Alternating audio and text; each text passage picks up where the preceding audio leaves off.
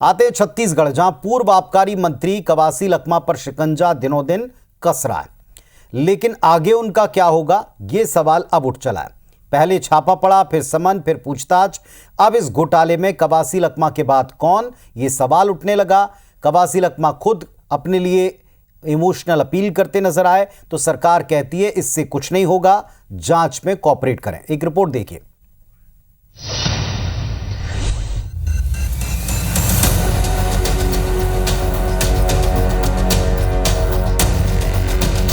पिछली कांग्रेस सरकार के दौरान हुए शराब घोटाला केस में ईडी की रेड के बाद ईडी के तलब किए जाने पर पूर्व आबकारी मंत्री कवासी लखमा शुक्रवार को ईडी के दफ्तर पहुंचे, जहां उनसे घंटों लंबी पूछताछ का दौर शुरू हुआ। ईडी दफ्तर में पूछताछ से पहले लखमा ने इमोशनल बातें कही, कहा कि वो गरीब आदिवासियों की आवाज उठाते रहेंगे। उन्होंने विधानसभा में सरकार को घेरा, इसीलिए उनके खिलाफ ये एक्शन हो रहा है। दरअसल आबकारी घोटाला केस में 28 दिसंबर को ईडी ने पूर्व आबकारी मंत्री कवासी लखमा, उनके बेटे और करीबियों के ठिकाने पर एक साथ छापे मारे। रेड के बाद गुरुवार को ईडी ने सोशल मीडिया पोस्ट कर यह दावा किया कि रेड में जब्त डिवाइसेस खंगालने पर कई डिजिटल साक्ष्य और आपत्तिजनक रिकॉर्ड मिल गए हैं, जिसके बाद कवासी लखमा और उनके बेटे हरीश कवासी पर गिरफ्तारी की तलवार लटकी हुई है। इधर लखमा की इमोशनल अपील पर डिप्टी सीएम ने पलटवार कर कहा कि भावुक बातों से कुछ ना होगा, ईडी अपना काम कर रही है, कानून पर सबको भरोसा रखना चाहिए।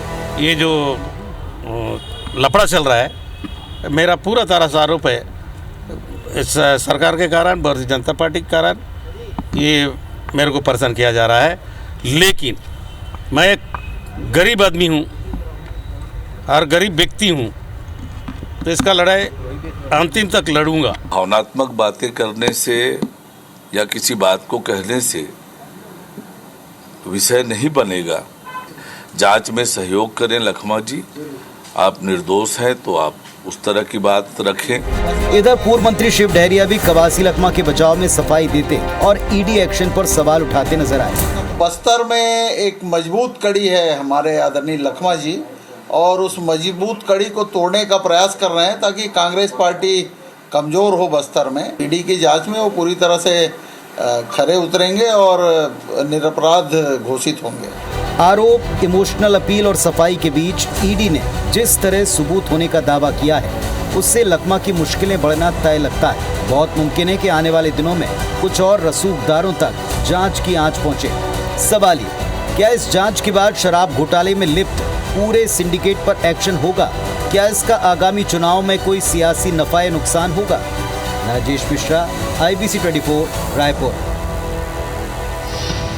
अब सबसे बड़ा सवाल यही है कि इस जांच के बाद आगे क्या होगा? क्या गिरफ्तारी होती है? क्या इस जांच के बाद आंच कुछ और दूसरे बड़े लोगों तक पिछली सरकार की पहुंच सकती है? इस पर फिलहाल कयास हैं। कांग्रेस का तो दावा है कि ये सब कुछ हो रहा है चुनाव के नजदीक आने के साथ।